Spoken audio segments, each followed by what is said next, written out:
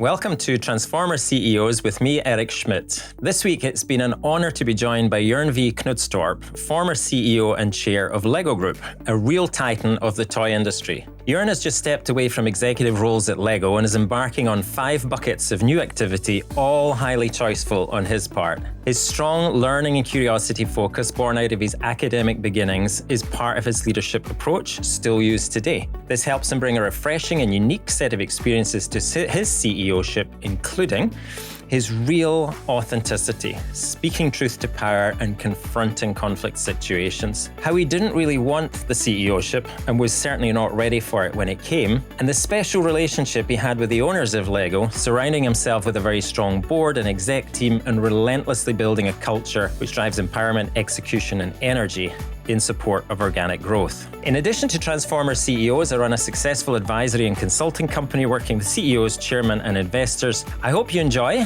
what you're going to see and hear from Jørgen. Please leave comments because here at Transformer CEOs, we love your feedback.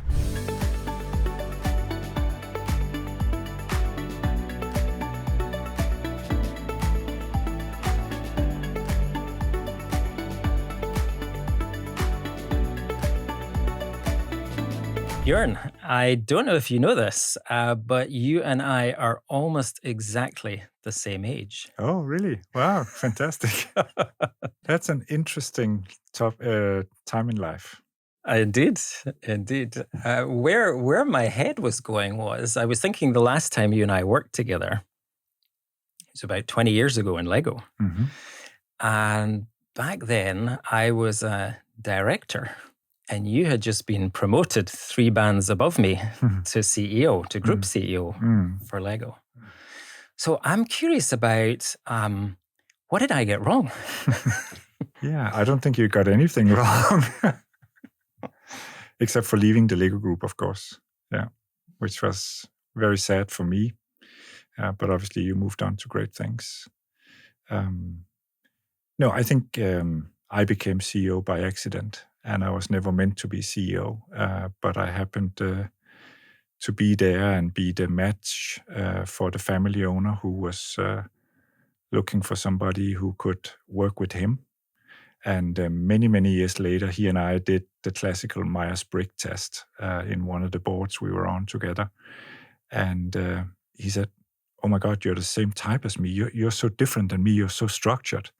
And I said, "Kjell, I'm not at all structured. It's only when I'm working with you because you're like super unstructured and I feel it's my duty to put some structure to your life." So I think there was a classical case of chemistry match, which has got nothing to do with my skill set, but just that we understood each other. I remember a couple of years into my tenure, a search consultant said to me, "You're the first person the owner has ever listened to."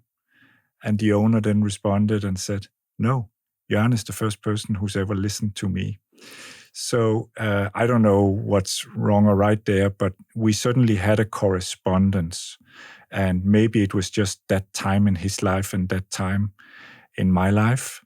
But we understood each other and we worked very closely together since I came into the company, but essentially from the beginning of 2003, where I effectively was his substitute or deputy, if you like, and then by 2004 I was formally appointed to replace him. And then we worked really closely together up until about 2017. So it was a very close partnership, and he taught me a lot. But he was also sort of a classical spiky person. He was extraordinary at certain things and pretty terrible at other things, which he had no problem with admitting and giving space for. And so he knew what he needed, and he knew what I could bring to him in that space. But it sounds like, in addition to that if we focus on you for a second, that it tells us a little bit about your leadership style as well, your ability to mold your style to suit what's going on around you and what's required. Well, I think maybe I was able to mold to something that was quite similar to myself, in that he and I had many similarities, many of the same passions and ideas and so on. So I think that was maybe also it. But of course, I was also very attentive to what was missing in his profile, and I had to be more like an advisor once said to me, a CEO is a finely tuned piano, which I take to mean that you can play all the keys, but sometimes you play them hard, sometimes you play them soft and slow, and sometimes you play fast. And more important than anything, you have musicality. You know what it means to be in tune and what is needed, and then you pull on those resources. So you're quite a versatile person. And I think that's something that's quite deeply rooted in my upbringing and how I went through life before that, in the sense that I can be, relatively cold-hearted and decisive on tough things, but it matters to me to do them with empathy and understanding. So that was something that came very much into play during the time. People said to me, it's not personal, it's just business. I said, well, business is personal to me in the way I did it, but it didn't stop me in doing that. And so also through my education, I found that I wasn't the person who was sort of decidedly soft skills or hard skills. I was the combination of both sides of that. And I think that's very much required for that situation. And then I think a big secret of my CEO or becoming a CEO and my CEO style is that I didn't want to do it. I was asked to step into it at a very critical juncture. And I was actually at that time still planning to return to academia. So I viewed all of it as a learning experience. And so I went to the job also before getting the job, maybe when I qualified for the job, with the spirit of we're all looking for the truth. And we all really want to know what's going on here. We're not playing political games. We're just getting the stuff done and being very crafty about that. And so I think that thing of not really wanting it desperately makes you a very different person than the one that's maybe been waiting for 20 years to finally reach the station and then fighting so hard to win it and bring it across the line. So, and none of that is my skill, it's just my luck. You present it so humbly, Jørgen, as well. But you're right, a lot of people, they graft 20 years before they get even a sniff of the corner office. And yet it seemed to kind of fall in your lap. Yes. At if I draw the comparison with my own age as well, at a relatively young age. I mean, incredibly young age, but even more shocking because when I was just turning 30, I finally left the university, which I had joined in, about 9 years earlier. And the reason why I ended up where I did in university was I was very infatuated with the development of Japan during the 80s. I spent a lot of time studying that and won a study trip and spent time, got Japanese friends, understood the traditional history and the modern culture, the technology, and also got terribly interested in China and was actually on my way to China at the time of June 1989, which was a very traumatic period there. So I chose to study economics at the University of Aarhus in Denmark, which is a big college town. And I did it mainly because it was the only place in the country where I could study so-called Asian studies adjacent to economics. Then I came in and got frustrated with the pricing of the monopolistic sale of foreign language books for studying economics and language and so on. So I started a bookshop with a couple of friends that had only opened a few hours a week, but during that few hours got everything shipped over the desk and at half the price. Strangely, the university actually allowed it. And so I got infected by I got the virus of the excitement of running a business. Then we actually had a person who unfortunately took too much money off the cash register. And then I was suddenly indebted and I had to make my first turnaround in my life, which was terrible, but also, as always, very thrilling. And so I got infected by that. And so I went on to study more of economics, but economics with the ability to have a lens through economics to how to set up a business and how to create advantage and organize and run incentive structures and such things. And I got so infatuated with it that I wanted to do it for the rest of my life because I'd also been a kindergarten teacher for a year and a half, and I really wanted to be a teacher. I wanted to see people grow. And so McKinsey offered me 3 times a job, and I said, no, I want to do a PhD. And he said, well, you'll not get anything for your PhD at McKinsey. And I said, well, I'm not doing it for you. I'm doing it for myself. And eventually they came back to me and said, look, we'd love to hire you once you've done your PhD. I said, I can't. I'm going to be teaching, and I love teaching. And then they said, well, you can teach a full day a week while you work for us. And so that became the agreement. They elegant solution. My wife is a medical doctor, and they have this thing they call clinical practice to gain real professional skills. And so McKinsey said, think of us as your clinical practice, then you can go back and do your research maybe later in life. And so I did that, and I did that for 3 years. And then we had our first child, and during that time, when I had a bit of leave, I was thinking about how long do I really want to do this before I go back to academia. And then a search firm called me with the opportunity at Lego, which was my childhood love and the only toy my very special parents could agree to buy for me. And so I said to my wife, I'm going to go there for a couple of years after meeting the owner and the leader of the company, who were both very, very unusual. And the company was in real trouble. I said, I'm going to go do that because it's so much fun. And then that will be my transition back to academia. So when I got the CEO role offered a few years later, I had 3 years at McKinsey, 9 years at university, and 2 years in Lego. I was wholesale completely unqualified for the job, like completely I was going to ask you if you recognized how unorthodox it was like that was. Extremely, I was extremely unqualified on all dimensions. And so I just took it as, a gift and an opportunity, and I got to work with some wonderful people. And so I said, okay, I'm going to, but I did it because I sort of felt I was on a bigger mission, and then we'll have to see where this would end. I had no idea how long it would last. I remember the professor at university who had sort of sponsored me for quite a while, he called me and he said, well, now I don't think you're ever coming back. And I said, let's park it for now. And then I ended my subscription to, the academic journals that I'd kept reading, and I stopped also teaching and helping students. I just got very focused on Lego. It was an all in, I can job. Imagine. I will come on to that in a minute, because we want to dig into that a little bit more. I'm just curious about, because I've still got two themes running in my mind, which is the Asian, the Japanese, the Chinese experience, and the bookshop experience, which are both formative. Well, everything's formative when you're in your 20s, but they have a big bearing on your thinking and operation as a CEO, either of those? They do. And my father, who passed away about 7 years ago, actually used to say that the kindergarten 1.5 year was where I got to learn everything I ever knew about leadership. And I think that's an exaggeration. But, when you're dealing with children age 4 or 3 to 6, 7, leadership is very important. I also worked in an environment with all women, and there were lots of conflicts. I also ended up being the union representative in that institution. There was a strike. I dealt with that. I dealt with parents and all the rest of it.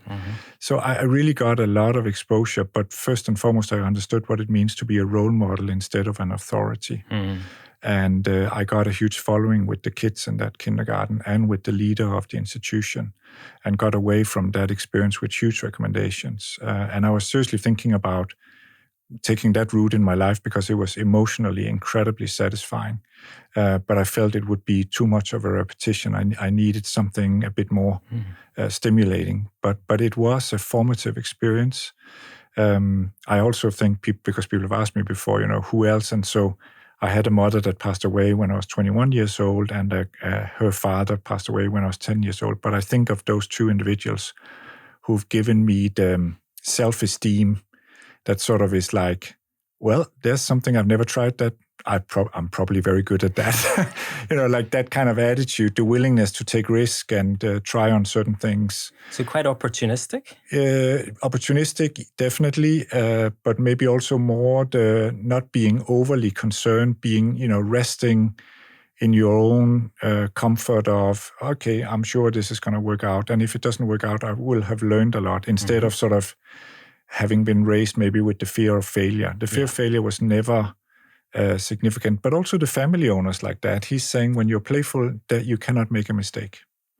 And he is, the godfather of play in the Lego world. And so he also gave me tremendous space, so a lot of space for making mistakes. So let's do a 180 to Kel's position in this. What beyond order out of chaos, what else did he see in you in those early days that made him... Yeah, there were a couple of very important things for him. I mean, first of all, I was just telling him the unfiltered truth, which was brutally honest, but also brutally terrible. Right. And there's a long list. I remember. And nobody had ever told him it like that. And I think it was clear to him that, like, I had no agenda. I mean, for Christ's sake, I was going back to academia. So I was just, letting him know.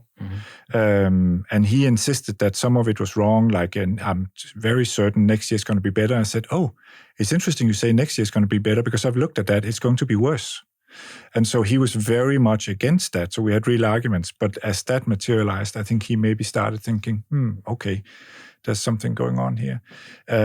He felt I had a stronger intellect than he did. I was better educated and well-rounded. I could leverage my strong academic background. So he felt like there was a more modernized toolbox arriving. And I'm using his words. And then he felt I had a tremendous empathy and emotional intelligence. But the one thing that mattered to him the most was that we were fundamentally aligned on the passion for the brand and the deep purpose, what I would call an idea. And the company had lost focus on the idea. So my curiosity was, why do we exist? And he was very taken by that and actually sent me off to meet 4 different individuals. And I ended seeing them for 2 years. And one of those individuals asked me about once a quarter. He said, what went wrong and why do you exist? And I really struggled to be very clear on that. But I think Kjeld found that to be a very fascinating quest. And what he said about 13 years later, when I stepped down from CEO to become executive chair, he said, nobody, myself included, has ever understood Lego as well as you do. So I think that was the most important thing for him. And it's important to say that it wasn't me in a dark room, oh, I understand it. No, it was a triangulation between narratives. It was, Lee Scott, the CEO of Walmart, turned out to be incredibly helpful on this. Lego's chair at MIT's Media Lab, the lifelong kindergarten, turned out to be incredibly helpful with a much more academic version of this. Parents, children. I mean, adult fans of Lego and so on. So for me, it was sort of meeting all of those folks and getting different lenses on that same question, and then turning it into a super academic explanation, turning it into a strategic storyline, turning it into a simple narrative, turning it into a movie and so on. So all of those versions. And that was something that I probably wasn't born to do, but became very central to me because I was just interested in that question. Many years later, I met Laureen Powell, the widow of Steve Jobs, and she told the story when we discussed this of Steve Jobs, close to passing away, had expressed that he said, I think there are 2 types of companies, those who wake up in the morning and worry about their sales KPIs, and those who wake up in the morning and wonder about how the product is doing. And of course, his kind of company was the product company. And I think that's a company that has an idea that is set in the world to make a difference and make something better. And then sales will be whatever they will be. Of course, you need to work very hard on those as well. And Kjeld is clearly that kind of guy. And so during my 17 years of working closely with him, he has never given me a call and said, how's the top line? Or are we making any cash? Or what's the EBIT? But he has called me Saturday midnight or early in the morning, said, product so-and-so, what were you thinking of when you finished this product? Or with excitement about the product. Amazing. So, I suppose in lots of ways, people will look at your early experiences and say, actually, there's quite a lot of richness in there. There's a lot that happened. And when you just think about it a different way, actually how it sets you up for CEOship and this big focus on idea and purpose, I guess a lot of people might call it as well. It starts to link. It starts to link, but there were also a lot of knuckles or barriers that had to be sort of a little bit cleaned up, right. For instance, we had some very good experienced board members who said, Jørgen, you're just way too analytical. And it's not like you're making your own slides. They said, oh, yes, I'm making my own slides. Oh, my God, you got to stop doing that. So, like, there are a lot of things I was getting wrong constantly that would be natural to a more seasoned executive. They're not life-threatening in terms of being successful, but they're certainly not smart. And so I was very unsmart, if you like, on so many things. And it's funny you say that, because I think I remember that. I think I remember you showing up for something and saying, here's something I've pulled together. And I was thinking, well, every CEO says that. But I think you actually meant it. I literally did it. We hardly had a communication department at the time. Yeah. I just did it myself. Yeah. So in the interest of cold, hard, candid reality, which you obviously shared with the owners in the early days, what was missing in your profile as CEO in those early days? There was clearly a lot there, coupled with the EQ and the IQ, which I suppose was the turbo, if you like, for everything else. Yes. But what was missing, really? So, for instance, what was missing was I was being extremely academic. I still probably am very academic. So I had no appreciation of simplicity. I wanted the deep, thorough explanation. And that was a long journey for me to get away from that. I was also not fully understanding the depth of the different functional areas that I needed. I found finance to be relatively easy as an economist, and at the end of the day, Lego is not very strong on corporate finance because the owner has decided to go debt-free ever since the turnaround situation where we were hugely indebted. Yeah. So that led me to think I didn't need a very strong finance person. And it took me all the way up until 2010, so about 6-7 years into my tenure, before I, for the first time, really landed a significant qualified CFO, which was a huge mistake with hindsight. I also was not really open to understanding the difference of, the importance of diversity. I think Lego today and over the past decade maybe has become one of the most diverse international businesses in the small kingdom of Denmark. But at the time, it was a very white male setup, and I didn't even wonder about it. Today, when I see other Danish companies that look like that, I'm like, oh my God, it's like so wrong. So there were a lot of things that a more experienced leader would have seen and made much less of a fuss of than I did. So you might have some very interesting career advice for people taking on the CEO-ship, given your background. As we've hinted at already, a lot of people would say 20 years, 6 different roles, different markets, different products, different functions, build breadth, and build your readiness for the top job. I get the sense your advice would be a little different. It would be different. It'd be different in a couple of ways. I mean, first of all, I think you need to, as much as possible, come to it as I'm doing somebody else a service. It's not like, oh, I've deserved this. This is my moment of glory. You actually need to understand now you're really stepping up to the plate and you are in service of other people.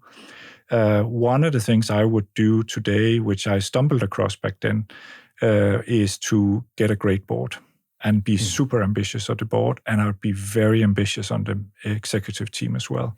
That would be the first thing I would really, really worry about, even before I solved the fundamental strategic problems. So I'd be super aggressive on that. I was lucky to very quickly get an excellent board that was very hard to manage and had a party because they had an inexperienced CEO. But it helped me enormously. And I thought sometimes they didn't like me because they just said, who wrote this? And I said, I did. Well, that's really stupid, they said. But when one of them once heard that I was about to leave, which I was not at all, but that was his impression, he called me and he said, is it true you're leaving? I said, no, not at all. Yeah, because if you're leaving, I just want to know because then I'm quitting. I said, why would you do that? He said, you're the best guy I've ever worked with. Your board meetings is so much fun. My board meetings in my company are boring because the board is not very good and we're so well prepared. But you really want to learn from the board.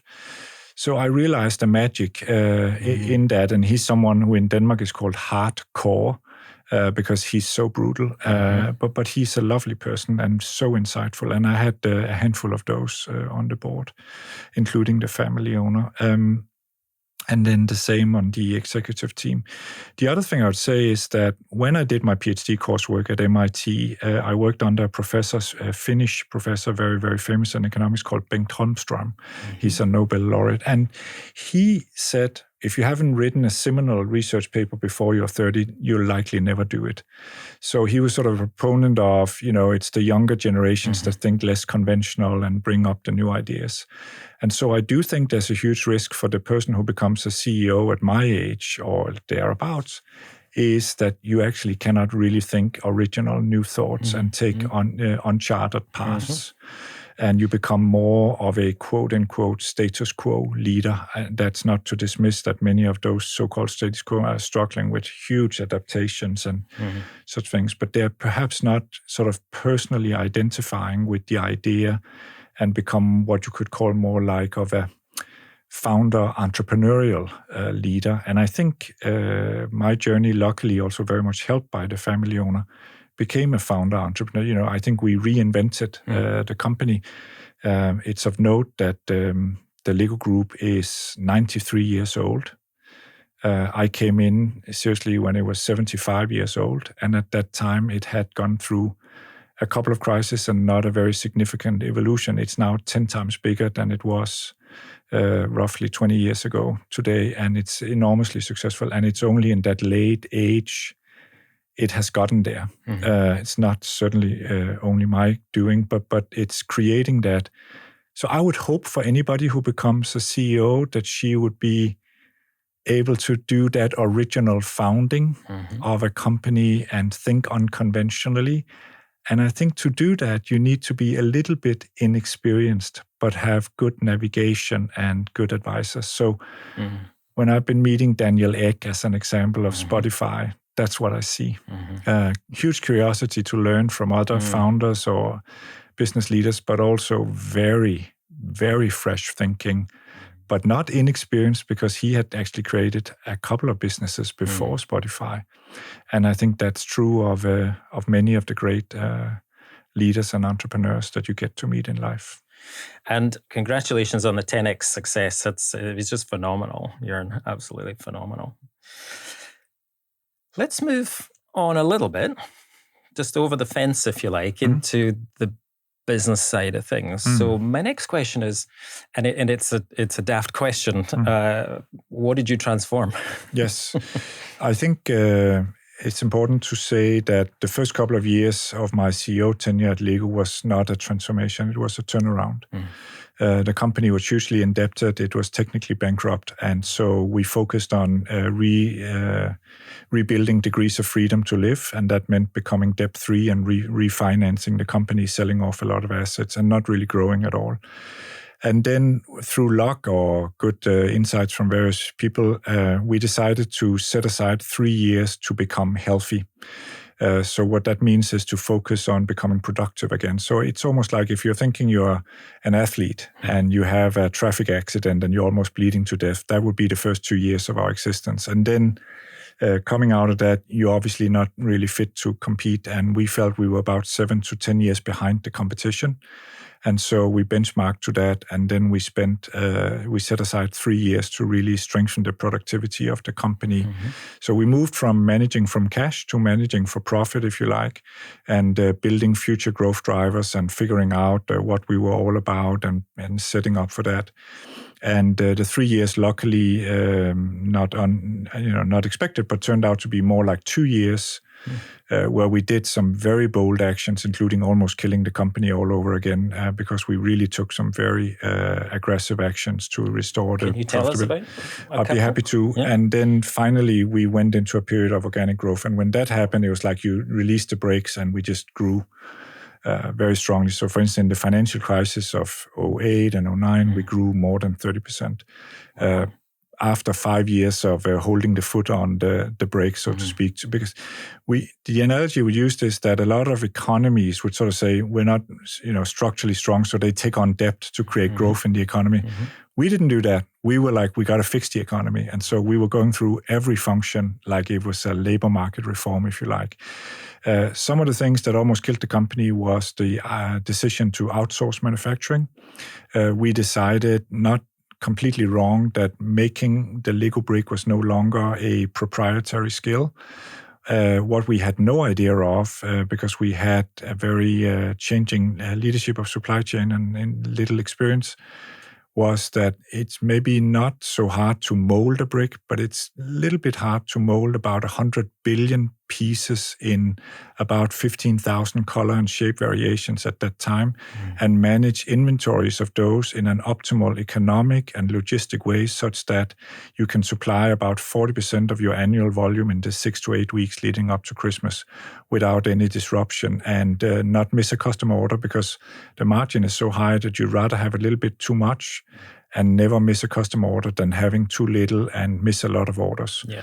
And so getting that right was something we completely underestimated. And the people we had outsourced to, who under our guidance and agreement had moved away from South Korea, Denmark, Northeast US, and Switzerland to lower cost locations, said, hey, wait a minute, we are not realizing the margin we hoped for because your system is much more complicated to operate, and we were not getting what we were expecting. And so they were unhappy, we were unhappy, and we had actually locked into a very long contract.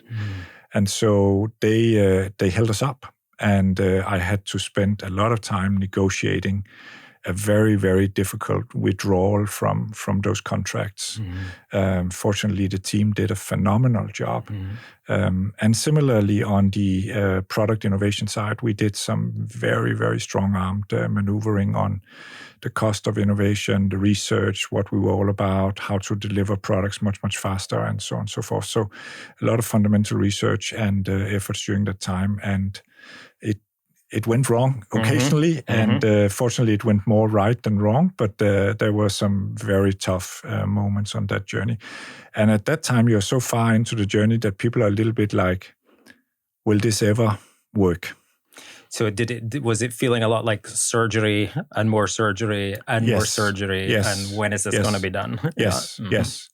And the company was fundamentally broken. It had huge divisions internally in terms of what the culture should be and how to operate. A little bit iconically, you could say, it was dominated by either the cynical realists or the believers, and none of them were sufficient.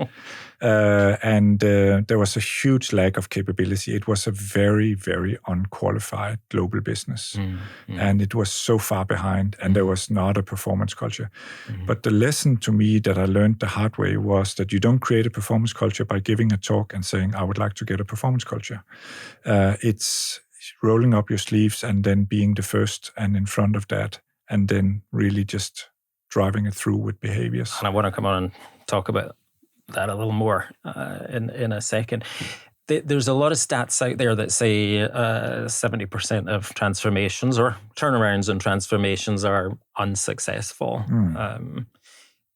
Were you always convinced that Lego was going to be in the 30%? Oh, I had no idea. I was thinking if we should stay at 700 million, because we were dropping in top line and restoring the profitability. My statement was, which I strongly believed in, was maybe we'll only be a 700 million euro business, but it can be made to be profitable. And I'm sure if we are not the right managers and the family is not the right owners of that, somebody will want to buy it. And I knew that for a fact also because the vultures were flying around town, and I met with the CEOs of other companies and private equity. So there was a lot of interest. So I was convinced the brand would survive. But how big it could become, I had no idea, and I was very much in doubt about that. So there was not sort of a grand vision. There was a lot of push for we must have a vision to become number one, which is by now far exceeded, and so on. And I just said, guys, I'm only going to say what I feel I can say with some conviction. And I'm not about winning. I'm about doing something quite meaningful. That's my style. And I'm sure we'll do something very meaningful, but how big it will become, we don't know at this point in time. I think one of the other things the Lego brand benefits from, I remember this back in the days before your tenure, but the Duplo and Explore fiasco as well. But of course, there's a huge loyal fan base, which you were part of yourself, I guess, as a youngster. So how did you keep millions of fans on side. And I suppose, how did you make them part of the long-term plan? Yeah, and that's again one of the legacies also of the family owner, because on my first day, literally my first day in his office, where he also had asked me to move into his home, which I didn't do because my wife insisted she did not want to live in that close proximity to the office. But so he was like really handing over everything to me. He said, okay, welcome to the office. You're now the CEO. There's somebody you need to meet this afternoon. And I said, who is it? He said, it's the LOGNET, Lego User Group Network. This is September 2004. This is before Facebook existed. Lego fans had created their own version of Facebook and were sharing photos with Flickr and so on. And they wanted to know who I was, who was going to be running their brand.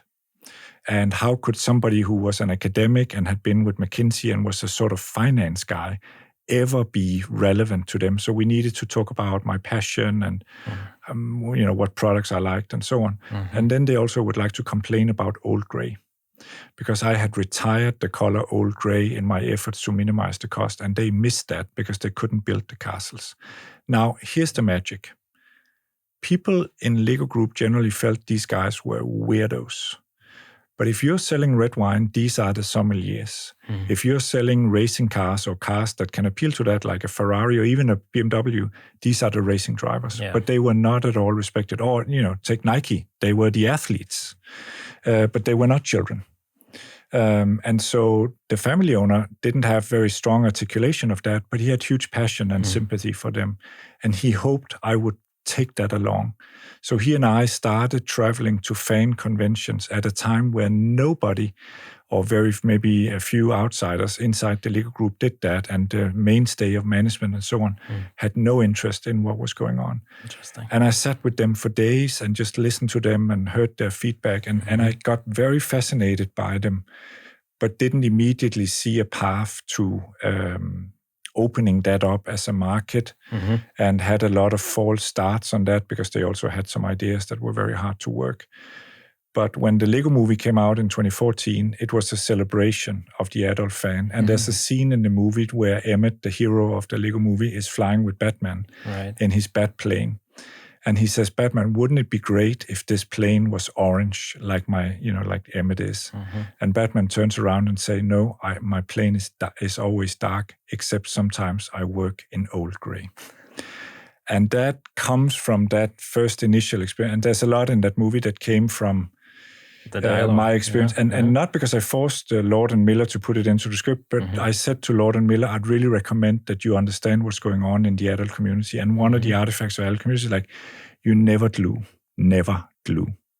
And so, of course, in the movie, the villain glues all Lego bricks. So they sort of took that. And so I view 2014 as the breakthrough year after 10 years of working at it, where the adult community started gaining more prominence for Lego. And my understanding is today that it's a huge, huge business with botanicals and so on.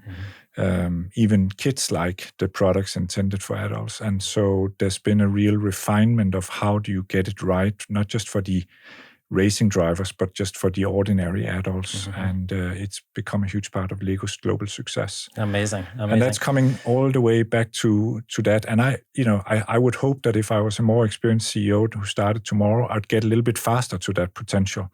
It took me a long, long time, and I was fighting a lot of internal resistance. And one of the things I've learned over the last 7 years, but not in my first of the 25 years, is to handle conflict. And so I probably avoided some of the difficult conversations and then just did it myself and for myself. I remember taking my family for days to these fan conventions and hang out with them, and then letting the business be the business and create toys for children or playthings for children. And so it was a very long journey to get there. And did you bring back the old gray? We did not bring exactly that back, but we reduced the color palette very aggressively, and today I think it's expanded quite a bit. The current very talented and successful management of the company has really expanded the number of SKUs and variations, but in an extremely successful way because the company is so much bigger.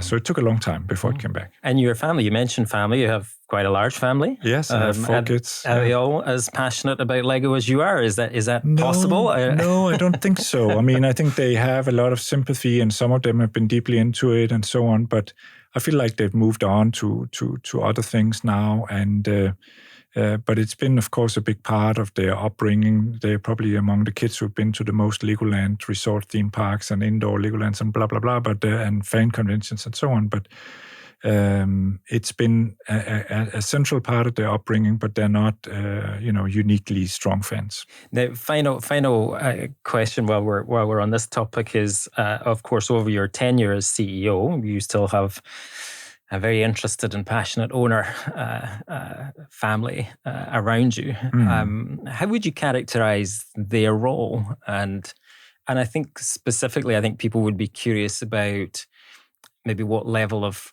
freedom you had in particular. Yeah. I think it's been an absolutely extraordinary family to work for, and I'll explain why. But I'd also say that I think family ownership offers something uniquely that's harder to get in a publicly listed or private equity type of owned. But I actually think all different ownership models offer unique strengths and disadvantages, and I mean that sincerely.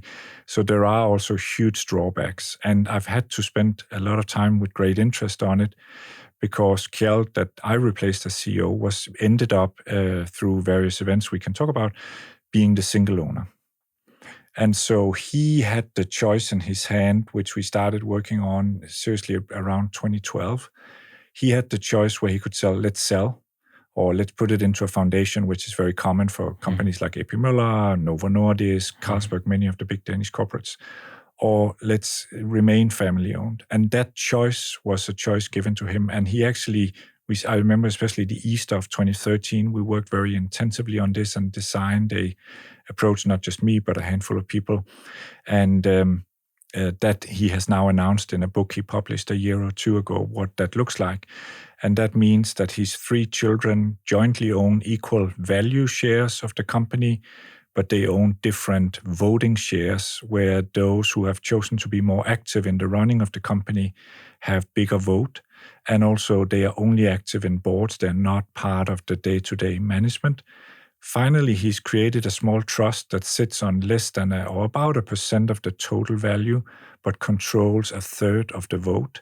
And so with 3 kids, the 2 of the less active kids can gang up with the trust against the more active and vice versa. And so he's tried to create some checks and balances. And he's also put in a foundational bylaw for that. And I'm very pleased to say that the bylaw is dominated by the Lego idea. So you have to uphold the Lego idea and then secure strong external management and strong boards. That's what this trust should protect. It's free to side with the family on selling the whole thing if that should ever come up and so on. So it's a wonderful setup, and it's very much been his thinking through good conversations with speaking partners, where I've been lucky to be part of that group as well. And I think it tries to take the best of family ownership. And he's an absolutely wonderful person, not a big ego, very product-oriented, warm. His energy is contagious. He has some wonderful children, and they're not dominant. They're not assholes. They are extremely wealthy, obviously, because the company has been so successful over the past couple of decades. But you don't sense that. They're generous. They're very patient. They understand their role very clearly, where they have strong opinions and where they do not. And they do a good job of leading the board, supported by a small ownership team that works closely with them. So I think it's in very good hands, but that's not a given, of course, in all future generations. And people sort of look back in Lego and say, oh, they've made good choices in every generation. I have a little bit of a peek inside, and I would say it's been a bit more tumultuous, and many things did go wrong or could go wrong. But that's fortunately it ended up in a good place. And you see that in family-owned firms from time to time. But it sounds like what you've you and Kel have done, have put in place a governance structure which hopefully will secure legacy, but also provide some flexibility going forward. Yeah, he has definitely done that because that was his unique decision. And then I think also it's important to highlight that, publicly listed companies can also go difficult and so on. And so it's about playing to your strength. And one of the strengths of family ownership is a pride, a passion, an understanding. So you don't have this sort of, a new chair, and then he's like, I'm staying there for 3 years, and you have this constant shift or mismanagement because there's nobody who really feels accountable. The family feels very accountable. Actually, Kel, famously to a newspaper when I became chair, said, yes, I should have adopted him. And it was a very sweet thing to say. But my answer to the journalist was, he didn't, and I'm very grateful for that. And he said, I don't understand. You could say that. Isn't that a little bit disheartening? I said, you don't understand. When I walk out of the door of this place one day, I'm free. A family member who walks out of the door and never sets foot here again will, until he or she dies, always be accountable for what happened, whether they're there or not. They cannot get away from this place. And then the journalist very cleverly asked, what does that do to people? And I said, I think it's very tough. And it flavors how they think about the decisions they're making and the burden that's on them. And so it breeds enormous engagement and responsibility and so on, long-term decision-making, all the good stuff. But it's also making things difficult. And if there's a huge ego, and there's sometimes occasionally that could happen, that could be very problematic. Indeed. But you're now free. I'm free now. How does that feel? It was very difficult because Kjell had said to me, you are here for life. And I expect that you live longer than I do. And I said, I promise to do that. I'm very passionate about it. And then it just became clear that it was not good for the new management in both Lego and other places that I was involved in. They very understandably want to be their own. And if they need to respond to somebody, it has to be the family owner, not me.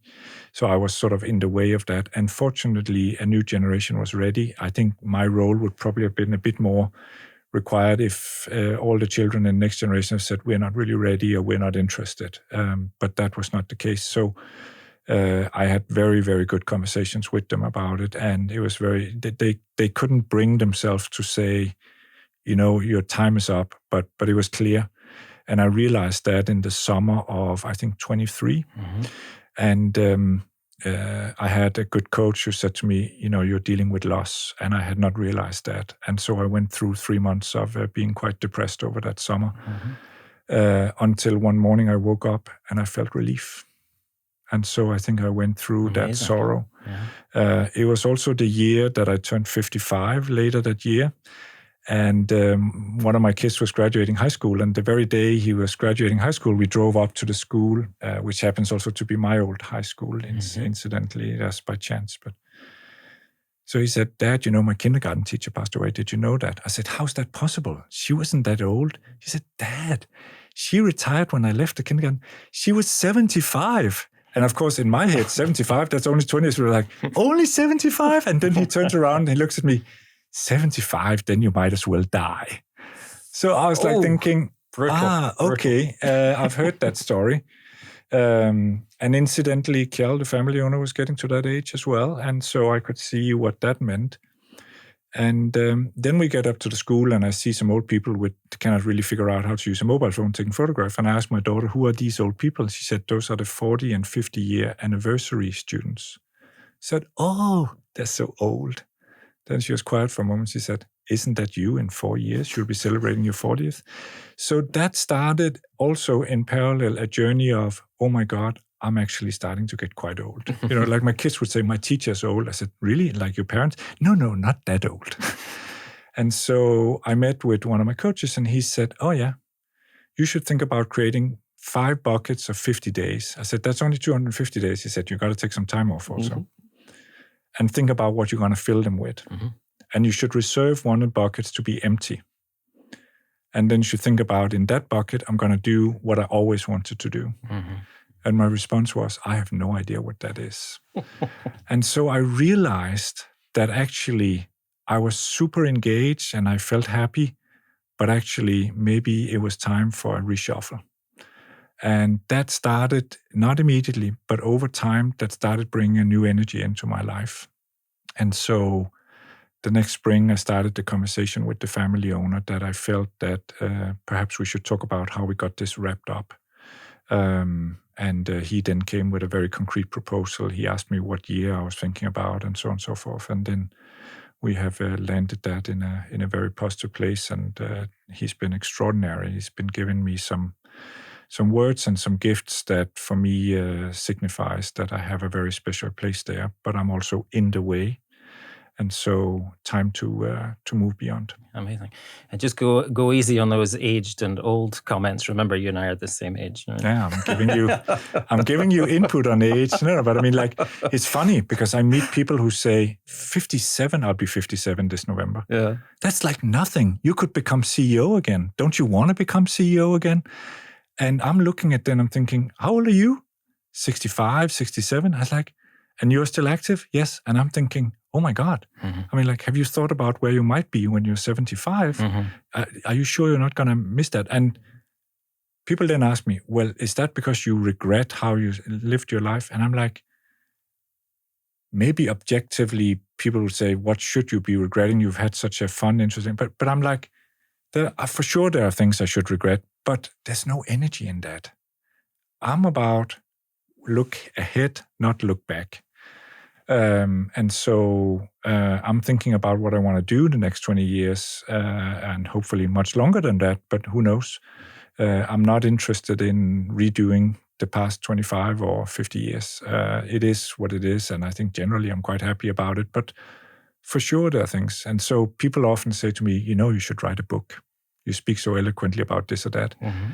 And I'm using a quote I saw from Mick Jagger, who's 80, and said he doesn't want to do an autobiography because he doesn't want to waste his life looking back. And I think the same way. I have no interest in writing a book. So telling, isn't it? I want to look forward and think about what life brings. So what are you looking forward to? So I've decided that, first of all, I have no bucket list, as some people do. I want to wake up in the morning and be happy with sleeping next to my wife and be very happy with that life. Walk out into the kitchen, make a double espresso and read the news or a book or whatever. I have 4 boards that are in the US, 3 of them on the US West Coast, so big time difference. I have 3 in Europe. One is sort of more like a very floating global one. And so I have only one in Denmark, which is with the family, the Lego Foundation, the 25% owner of Lego Group. And so I really want to do things where I make a difference there. I want to spend my time with people I enjoy working with. So recently I joined the board of Nike. It's in my sweet spot. It's a global brand. It's branded retail. It's experiential product design. It's a product I understand. There's a founder, just like on the board of Starbucks and on the board of Lego and so on. So there's like a lot of things to check. And obviously it's very impressive board with people I hugely get inspired from and enjoy so much. But I was trying not to be arrogant, but I still said to them when they reached out, I said, I'd really like to get to know you first because life is too short to spend it on people that I don't enjoy working with. And so we had wonderful conversations, and I'm very confident. And so far, it's shown me that it's very enjoyable, and that's true of all of my boards, quite frankly. So I really look forward to them. And I travel about a month for the various activities there, and then I'm typically at home for a month or 2, where of course I do work, but I can do it largely out of my home office, which is in a wonderful place. Or occasionally I drive back to Kirkby for a few things. And so I feel extremely privileged in that. But it's important to say every day is not about succeeding or building, something that I'll be proud of 7 years from now. Every day is about having a good day. And so I spend at least an hour, but ideally 2 hours on mentality and physical exercise. I spend a lot of time understanding that, and I spend a lot of time on being endlessly available to my family, and that's my sister and my wife and my 4 kids. And it's a bit like with the boards. In the boards, I always say, you can always reach me. And sometimes people say, how can you actually say that? Excuse me, I don't understand. It's 7 boards, executive teams, and then the full board. If everybody calls you, you must be busy. I said, true. But you know what the secret is? They never do. So I always have 10 minutes. So just give me a call. And therefore, I do get a lot of wonderful calls for sparring, advice, suggestions, and so on. And it's quite frankly very, very fulfilling. So I'm very short-sighted in that sense. I'm not sort of like, oh, I'm sure this is tough right now, but it's going to be great in 10 years. No, it should be good now. Yeah. And that's just hugely stimulating. What a great life lesson for everybody. Yes. That's it's so important. I think, we're often chasing a dream, chasing tomorrow, and actually we forget to live today. And some people would, of course, say you should have done that 30 years ago. And but that was not the right thing for me. It's kind of like when I go to the office, and for those who have been there, there's probably very few people, but Kirkby has an extraordinary family office. And when I get in there, I sometimes feel like I'm almost like a guest now. But I come in through the door, the receptionist gets up from the chair, and she comes around the counter and gives me a huge hug and say, oh, it's so great to see you. We miss you so much. So I feel like so happy when I'm there. And I have a great day when I'm in the office. And I do that maybe 3 or 4 times in a quarter. But when I drive home, I'm not thinking, oh, I don't want to go again. But I don't think, oh, I wish I was going tomorrow. And that's not to say it's a bad place. It's a lovely place to work. And a lot of people love that. And I can really understand that. But not me. I've done it. I've been there. But I'm glad I was striving to accomplish something big in life. And that's why I feel so lucky that I don't have to do that anymore. I also think it's, for me, part of the magic formula of becoming a good board member. I think when you're a board member, regardless of who you were before, lesson number 1, it's not about you anymore. It's not about you. It's all about making the leadership team succeed, the CEO first and foremost, then the leadership team, and then the wider organization. And so I was at a big event with 15,000 store managers at Starbucks in Las Vegas, and, the Wall Street Journal, Bloomberg, everyone was there, and they all sought me out and said, oh, so amazing to meet you. Would love to talk to you. I said, I don't speak on behalf of Starbucks. No, but you're the lead independent director, and we just want to, it's not an interview, we just want to do it for background. I said, I do not talk to the media. And then some of the Starbucks folks caught up with me and said, what were those guys up to? And I said, oh, we should have thought about that. I said, guys, I'm not talking to them. So, and I think nobody said that's good, and but I think it just makes it easier. There's no competition of who's in the limelight, and I think it's so fair because I am not doing anything remotely close to the duress and hardship that the leadership team at Starbucks is going through. Absolutely. So you just have to be like that to be great in that role, in my mind. And in too many boards, there's a lot of people who have not gotten over no longer being the big kahuna, and they would still love to be that. And I think it's becoming difficult. And then you get obsessed with how many mistakes there are in the board material. I now say, oh, I found 5 mistakes in the board material. Thank you for doing that. Gee, I was worried you had spent all your time making a perfect board material. That's not what we want. We want you to focus on the customer. So, and of course, I say it with a smile, but I mean it sincerely. And I was not like that 10 years ago. So I've also learned some big lessons on how to be different. Isn't it cool? We're still learning. Still learning a lot of things. A couple of areas I'd like us to kind of move into, Jørgen, if we may. So the first is, and you've alluded to some of this already, and this may take you a little back into the rearview mirror for a few minutes at least. Thinking about the turnaround and transformation at Lego and some of the levers that you pulled internally. And here now I'm thinking exclusively about the organization. So around the leadership team, around I think you've touched on culture, for example, talent, how you rewarded people, etc. Yeah. Could you talk to us a little bit about some of the things, some of the levers you pulled? Sure. To greatest effect? Yes, definitely. A couple of things come to mind. I mean, as I mentioned earlier, I would have changed the team faster. I would have been more courageous in thinking we could find stronger individuals. But eventually, everybody changed.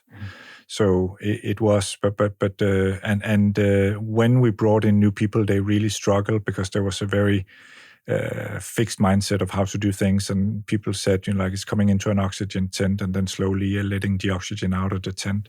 But we eventually got over that. We created sort of 5 semi-headquarters around the world to be able to attract people in inner city London. Now there's also an office in Boston instead of countryside Connecticut, and of course Copenhagen instead of, or in addition to Billund. And then Billund got a huge investment in housing, international school, and so on. So there's 64 nationalities working there in rural Denmark, and then of course Shanghai and Singapore. So I think that led to a significant upgrade. It was also a very difficult time because suddenly you got people with all sorts of different backgrounds, and they needed to be brought to the same page. But one of the things I worked very much on was the mechanics of how the informal organization works. So, for instance, we institutionalized something we called the Visual Factory, which was where you would write in hand how we were doing and what the factory had delivered and what problems there were. And when that started, the heads, the leaders of mid-level and upwards said, that's not for us, that's for the team to do. And then I just said, I'll go there then. And I sat in the corner and I learned so much. And eventually the guys started showing up, and I just realized we had too many levels or layers. So, you became very operational. Therefore, I got to know all sorts of people. I walked all the shifts in all the factories, 2 weekend shifts, 3 daily shifts, got to know a lot of people individually. So I became very, very hands-on. I understood all the product calculations. I understood the product design. I understood the development process. I read the research. So it was really an all-consuming exercise, but it gave me a huge understanding of how the company operated, something that became also difficult in my transition because we needed to build a team that had more institutionalized knowledge of that. I also created incentives, but very carefully. First of all, one of the things that brought me to the owner's attention was I calculated that he would have been better off for the 11 years before I stepped in by putting his money in risk-free government bonds than owning the company. And so that thing, which you can call economic profit or economic value added, Lego is not a listed company, so you have to calculate it from return on invested capital, became a central performance parameter for all leaders and part of their long-term incentive. And it was the first time they ever had a long-term incentive. I also gave myself KPIs related to the 4 promises of the company's brand. So the people promise for employees, the partner promise for business partners and retailers, customers, and then the planet promise for the not just the ecological environment, but for the responsibility agenda overall across ESG and so on and so forth. And in some sense, the responsibility side of the brand promises. And then finally, most importantly, the play promise, the core product promise. And I gave myself KPIs for each of those and then allocated 20% of my compensation to that. And that created something that I think was very powerful, which is a bond. Because I, of course, learned after a few failings that talk is cheap and people always say all sorts of things, but then life kicks in. I was looking to burn the bridges behind me. Or as the Greek would say, burn your ships on the beach of Troy. Yep. And so having burned my ships at Troy was setting up that incentive system, and I never changed it. And I said to them, if my KPIs change, you should be cynical and say, apparently no longer it matters to Jørgen how engaged the organization is or how much the customers are successful. So that not just became an incentive system. In some sense, my incentive was not for me to get wealthy, but for the organization to truly believe in our dedication to creating great play experiences, great work experiences, great partnerships with our customers and licensing partners and suppliers, and to be a responsible business, not just in words or in a nice publication annually, but actually something that had a very serious agenda behind it, which was also in keeping with the family's intention. So I think there was a lot in that. And then there was very much setting up what I'd call an execution infrastructure, figuring out just how to drive clock speed and the speed of decisions. And I ended up having 25 people reporting directly to me. I later learned that Jensen Huang at NVIDIA has 51. So I've been overtaken. But he explains it with that he doesn't want to have one-on-ones because then there are different agendas. He wants more collective meetings, and that's exactly the same thing I went for. Of course, for my people have later sort of moved away from that, and I've complete respect for that. Different people do things differently, and they're equally successful. But for me, it was great because it brought me, it took a layer away, and I got directly in touch with all how these things work. But so, of course, I needed to have a team that could help me operate that and not have one-on-ones also, but having a strong SNOP, having a strong development process, and so on. So all of that had to be built from bottoms up, and I got a lot of advice from good coaches externally, including somebody famous like Ram Charan, who's a real execution expert, and taught me sort of how do you stay focused on these sorts of things. And building execution capability was a big thing in Lego, I remember. It was huge because it was terrible. There was no execution. Burning the boats or burning the bridges sounds like it was a serious issue. But it also sounds like you were changing culture in Lego, clearly. Big time. And Jørgen, before you answer that question, we can't have a conversation around Lego culture, right? No. Without correct. a box of bricks on the table. So for folks who are listening in as well, it's very customary, isn't it, Jørgen? Yes. In every meeting room in the company to have a dish of Lego. And do you want to say a little bit about the intent there and before you... Yeah, I think, unfortunately, in the beginning, it was more like people were proud of the product and so on, but it didn't really inflect on them. The family had always insisted that the values of the Lego brand were the company culture. So playfulness, creativity, learning, quality, and so on. And I think it never really happened. So we started, for instance, something that we call Play Day. And today there's an International Day of Play together with other companies and the UN. But that was really to bring playfulness into the leadership approach. And the wonderful team in place now has created something they call the Leadership Playground, where they develop leaders under that umbrella. So I think that was a long journey of making playfulness part of who we were.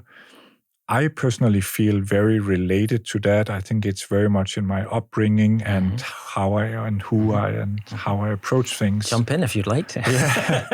And so I think that is the idea of experimenting, taking risk, and constructing something, and thereby really learning it. So the burning the boats thing, what did you leave behind culturally in Lego? So left behind the acceptance of mediocrity, left behind the go home when the time is up as opposed to when the job is done. Left behind the acceptance of just people who were not strong enough, wanted to have a culture where what we promise is what we do for the things that we could control. I would say that the culture we worked on creating was one that was characterized by resilience. And I think resilience is very hard to come by, but it means working on adaptability and so on. And with that comes also the notion that that, of course, you're not 100% responsible for outcomes. Luck plays in and other people's contribution, but you're 100% accountable when you have the decision right. And so if things fail, which they occasionally do, and that's all right, but then it's not like, everybody was involved, I don't really know who it is. No, people raise their hands and say, hey, I take full accountability for this. Here's my plan on how we might fix it. And I don't mind that we make mistakes or we don't succeed, but I don't want a culture where people are in doubt who's really in charge of that. Absolutely. And as you think about, your I don't want to put a number, 15, 20 years at the top of Lego, how important was getting those cultural variables right in the overall success and the 10x growth that you went on to achieve? It depends what kind of person you are and how you like to lead. But for somebody like me, it was crucial because I'm very much sort of motivated by the culture, and I want to create an environment where you can empower. So I think empowerment requires two things. One is the right tools. So for instance, we created for the first time ever in company history an overview of which accounts that we lose money on and so on, and the same for product. So now people were able to navigate the optimization themselves rather than being told what to sell and do. So they could manage their own P&Ls. And then we did the same for the product design. So every little Lego element, even though there are thousands and they're being produced in billions of numbers, everyone has a little price tag, and they're different depending on their qualities with respect to university or specialty or production cost and so on. And so it was possible for designers to optimize design without asking anybody, but they had that. So that creates that empowerment, which was amazing to experience. But the other thing is the culture. And one thing I did, because, Lego essentially over... I think the worst outcome was a -6% on shipment in 2016 or 17, but 0 in the sales out to the consumer. So for more than 20 years, the company has grown organically, entirely. And I would always say, I thank you for all the things that I never asked you to do. And people are like, what is he saying? But I think you want a culture where more happens than what you ask for, because if only what happens, what you asked for, that's not enough. And what I ask for is clearly not enough, because I don't understand the jobs that people do. Lego is a functionally very diversified setup, and it's a functionally organized organization. And so you really need experts, and they need to do things. So people occasionally say to me, oh, it was amazing that you decided, this is now more than 10 years ago, invented Ninjago. How did you do that? Or the Lego movie, what a wonderful idea. I'm like, yeah, I'm also very impressed. And then they're like, but you must have played a part in that. No, I did not. I saw it. I loved it. I had no idea it'd be so successful as it became. So I'm very happy that all of these good things happened that I never asked for. And I think in particularly, I'm impressed with the things that happened in so many different functions, whether it was the factories or the whole supply chain or the development organization, but frankly also places like some of the more back office type areas that went through quite a revolution. And they did that because they knew that there was the spirit of what we're looking for, but not designed by me. Amazing. And it's a great example, as you say, the link between getting the leadership culture right and the organic growth of a global business. Yeah. I mean, it's plain to see. And one of the things that became quite important that I struggled a little bit with my otherwise phenomenal board was that I knew because I'm a trained economist and PhD, like there's something called the ratchet effect, right? Like you meet the goals, you ratchet it up. So people sort of think, let's not meet the goal because then we'll just get tougher. And I tried to change that. And so people were overperforming aggressively. And then we reset the goals the next year to a lower level. So there was that encouragement to overperform without the risk of, and so that was extremely hard with the board, because that's unlike publicly listed companies, and they all had that background, but the family protected it, and that remains in place for Lego today. And I think it secures, or at least helps very much, the long-term overperformance. That's how the incentives are being managed, and it's very untraditional. Yeah. But I think it's very, very logical. Indeed. Which brings us nicely to the final part of our conversation, which I think is something you and I are both curious about, which is transformer CEOs. And sometimes they're called superpowers, sometimes they're called key traits, whatever. What makes, in your mind, and I know you've been searching for talent for decades, I guess, filling key slots in the company. Yeah. When you think of transformer CEOs and transformer leaders, what's on your short list? Yeah. So first of all, I've decided for myself that those are the folks I want to work with. So I don't really go for some who are not that. Secondly, for me, there's a 10-point checklist. It's not like the only answer. It's just something that inspires me, and then you can always deviate from that. The first 4 are about the fundamentals of how you think about a business, and it starts with what's the idea. And I think all the great brands I have the privilege of working with are brands that are founded on a revolutionary idea. Bring quality coffee to Americans, make better running shoes, or make toys, not just playthings, but playful learning. So I look for that. I look for product, but I view product as a hypothesis of how to turn that idea into reality. And the third element is that I don't think you, through logic or consumer research, always get it right. If you ask the customer, they maybe don't know what they're looking for.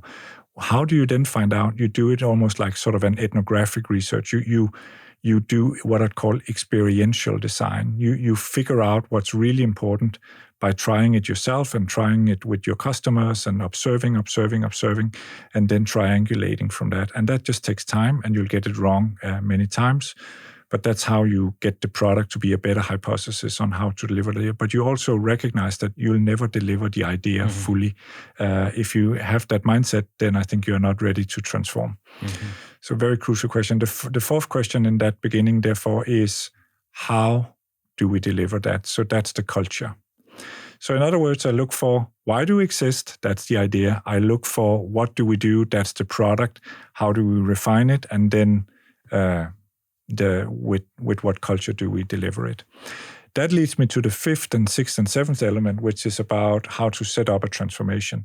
And the first part is bringing it all together in a mission and vision and our role in society, etc. And sometimes people say, oh, now you get to that. Shouldn't you have gotten to that earlier, the sustainability and so on? And I think about it like, if I want to be changing the world to a better place, I need essentially to be a healthy human being. I need a high VO2 max, you could say. And so what is a high VO2 max for a business? It's cash generation. So if a business is not growing and very successful, it cannot make the world a better place. But then it also has an obligation to contribute, because we're all born out of society and we need to give back to society. So then you go through that. And what's very important to me in this defining a culture and a mission and vision is there's not bullshit.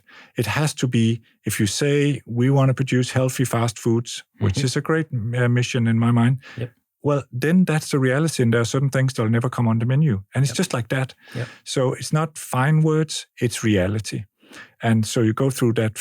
Then you should also describe your from to. That's element number 6. What are we coming from? Where are we going to? You need to be very explicit on that, and it needs to be operational, not conceptual. Finally, you need to be able to define a great proxy for success. At Lego, somewhat imperfectly, it was economic value creation because we had sucked at that for such a long time. Today, it's a bit more nuanced, but remains very important. At Starbucks, very publicly, Brian Niccol has said it's 4 minutes. It's 4 minutes to deliver a quality crafted coffee with a human touch and a seat. So he's thinking about what the cafe looks like. So there are seats which had been removed. He's thinking about human touch, which is Sharpie pens that were reintroduced.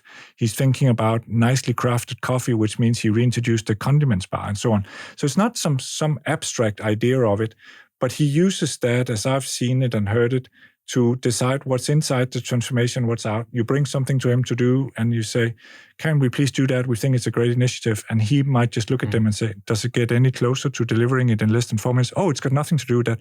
Well, then it's not on the agenda. I actually think, for some, a controversial person, of course, undoubtedly would be Donald Trump. But he's actually managed to mobilize and energize around a simplistic proxy for his agenda. Now, I happen to think that he has simplified it too much, and I don't think it's the right thing, but who cares? I'm not elected in America, and I'm not a voter. But I'm very interested in why it's succeeding and why it appeals to him, but also why it appeals to many other people there, which it clearly does. And I think that's very, very interesting. And it's a skill set, and that is therefore defining what we look for in the transformational leader. Then brings us to the last 3 things, which has to do with the organizational design in some sense. And it is, number 8 is burning the bridges behind you.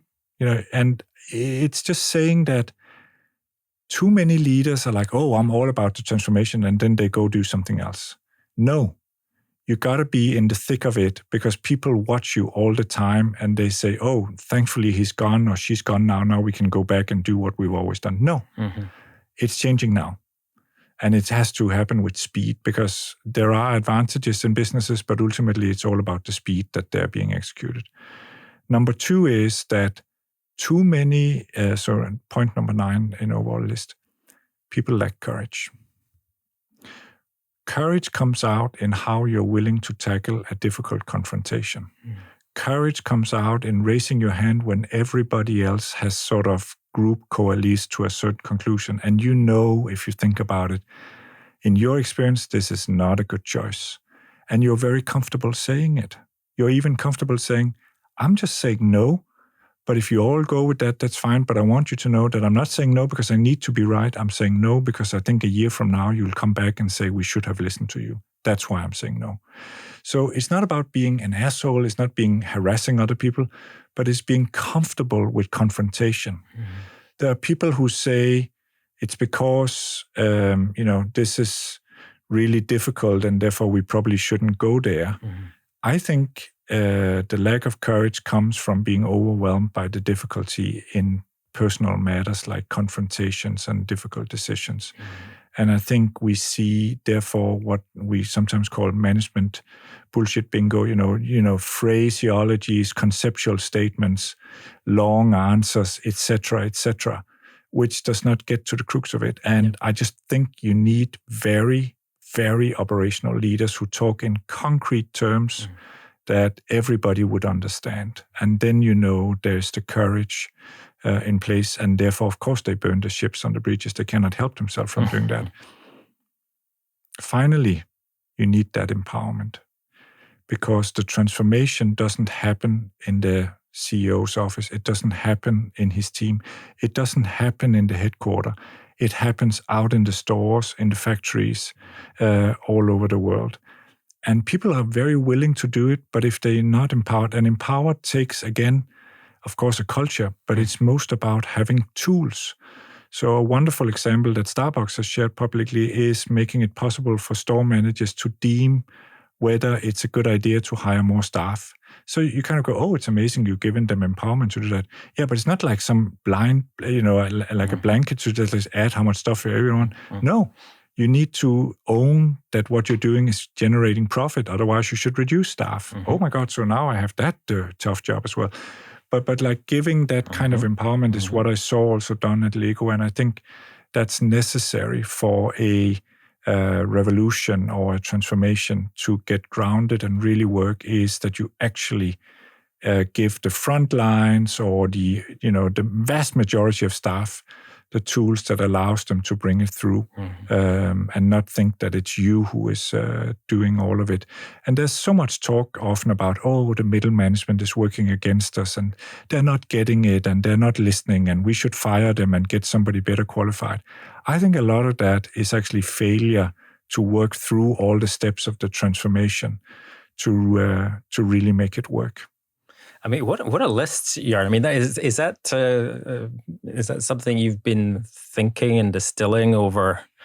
Yeah, it's been coming out of a lot of mistakes that I have made, reflecting on Lego, but also experience from other boards, learning from extraordinary people who were much better than I was at this, and distilling that. And it's not like I'm saying, these are for sure the only 10 things and so on, but I call it a good starting point. Yeah. And so when I interview a person, I, of course, this is part of what I'm looking for.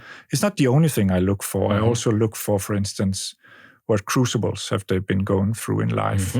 Again, based on personal experience, I was really struggling in school until grade 7 or so, but I was lucky to have a hippie teacher who was like, Jørgen is great. He's very good at drawing and he's got a lot of fantasy and creativity. But I was like, terrible. But then I suddenly caught on to it and I never looked back, and I never did it for extrinsic motivation. I did it because I was really interested in learning. And so I think there's so much in that story that tells a story about why I am like I am, which is also sometimes too much and too academic and blah, blah, blah. But that's who I am, for good and for bad. And there's many good things in it. There's some bad things in it. And so you want that with every person. Yeah. And if they say, I haven't really gone through some difficult things, you're like, well, whoa, okay, maybe that's true. But then maybe they haven't really grown, or maybe they're not in touch with it, and so on and so forth. And it's not like a conclusion that then everything is terrible and so on, but at least it gives you something you should dig a little bit deeper into. And often when I ask people about that, they say, nobody's ever asked me that before. And then I get curious. Indeed. And do you ever compromise on that list? Are there ever trade-offs to make, or is that pretty much Yes. You do trade-off? Yeah, definitely. And also because I'm very open to that maybe my model is not the right one, right? I mean, maybe they have a different take on how to do this. A few quick questions, if I may, to wrap up. Do you think these transformation leaders, whether we're talking CEOs or other senior talent, born or bred? Bred. Mm-hmm. You're very quick there. Mm. Yeah. Say a little more. I think leadership is a practice. I think nobody can be born with the practice. I think people are born with different capabilities or abilities, and therefore they become different types of leaders. And I do think there are different ways to skin a cat, as the chair of my board once said to me, which I was lucky because he was brilliant, but so different than me. Mm-hmm. And instead of insisting that I do everything like he did it, he allowed me to do like what was best for me. Mm-hmm. And I think especially for CEO, but for many leaders, you need to be yourself and play to your strength. And that means it's a whole new agenda when you take charge. I have a couple of times made the huge mistake of, I want to help the new leader to a good place, so let's do the strategy before the person starts. 6 months later, the person has torn up the strategy and written their own one. So, and I think it's just a natural thing. So you got to make room for that. So that means there are different ways to get there, but there's got to be some practices that are consistent. There's got to be a coherence in what you do. And that's what I look for, but I don't look for everything to be done in the same way. And do you think once you've found one of these people, do you think they're a transformer as a kind of one-time thing, or is this get in the blood and this is who they are? What's your experience there? Yeah, that gets a little bit into the proven, not proven. And so I'm lucky to work in a couple of companies with people who've done it before. And I would say they have huge advantage because they've sort of seen some aspect of this before, and yet they're challenged because they've taken on a bigger role. It's very tough with the new CEO. And I do think that it's very difficult to start without having some relevant experience. And I know, of course, it's a contradiction to my own life, but I do think it's very difficult. And it is where personality can become real challenging. So you look for the crucible experience, you look for the muscle memory that people have done something, been there before. And for instance, I've sometimes worked with people where I'm thinking that they're never going to fail because they're so dedicated and so on. But then I realize with that is also a strong competitive seal. And so they want to almost prove that they're not wrong. And that's a big failing or concern in a senior leader because you will make mistakes. And so I just learned through that process that there can be some things that are quite tricky. And thinking forward, so back to the windscreen. Yeah. What do you think demand for people with the transformational DNA is going to look like over the next 5 years? Oh, I think it's going to be huge. But I think it's because again, I don't think anybody who takes the CEO role of a company can say, there's nothing to change here. I think the agenda is shifting around us. Sometimes it's a new wave of technology. That's very much the case with AI now. Sometimes it's the new reality of geopolitics. That's also very much the case now. We are unraveling somewhat globalization. We are somewhat coming out of the years after the fall of the wall, and there's a new kind of tension, and so on and so forth. So you got to be able to sort of say, okay, how do we deal with that now? And then there might be changes in the customer landscape or the consumer sentiment, or some companies are not so lucky that they can keep selling the same thing forever. One of the best, not best advice, but one of the strongest advice I got when I became CEO of Lego was get rid of the brick. It's time to move on because children play digitally and play less. Turns out those two observations are correct. Interesting. But it was still the right thing for Lego to go with the brick. And there's no way of knowing analytically that. So every leader will have to relate to, will people still buy the food we're making, or will they still buy the drinks we're making? Will they still buy the apparel we're making? Is it over for fast fashion and so on and so forth? And everything looks abundantly clear in hindsight, but when you look forward, it's very unclear, and there are very difficult decisions to be making there. Indeed.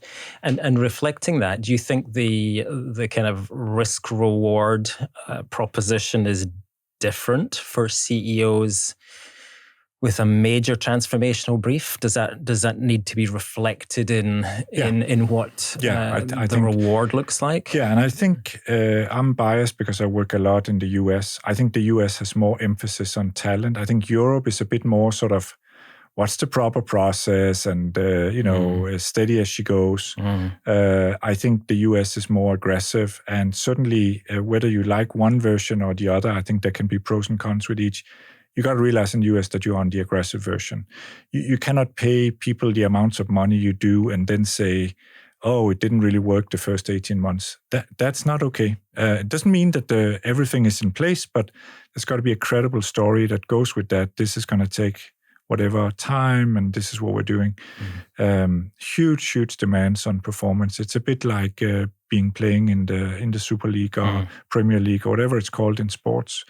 And you don't get sort of 5 years to land in such a position. You really have to play at the highest level very, very fast. And I think it's very evident from this conversation, Jørgen, you've been playing at the highest level for very fast as well. And I want to say a massive thank you to you for your time today. It's been, first of all, it's been great to kind of see you again after all these years and to catch up and have such an incredible conversation.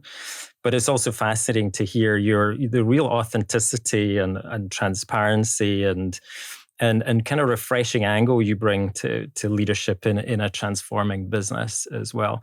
At such an important inflection point for you personally as well. Yes, thank you. So I want to say a massive thank you for taking the time. It's a pleasure, and thank you for doing something like this. I look forward to listening to all of them. I'm sure I'll learn a lot from it. And all I can say is that I have nothing to prove. I just want to make a good difference, and I don't need to get recognition for that. I'm such a happy person. And I should finish by saying happy birthday in a couple of weeks. Thank you so much.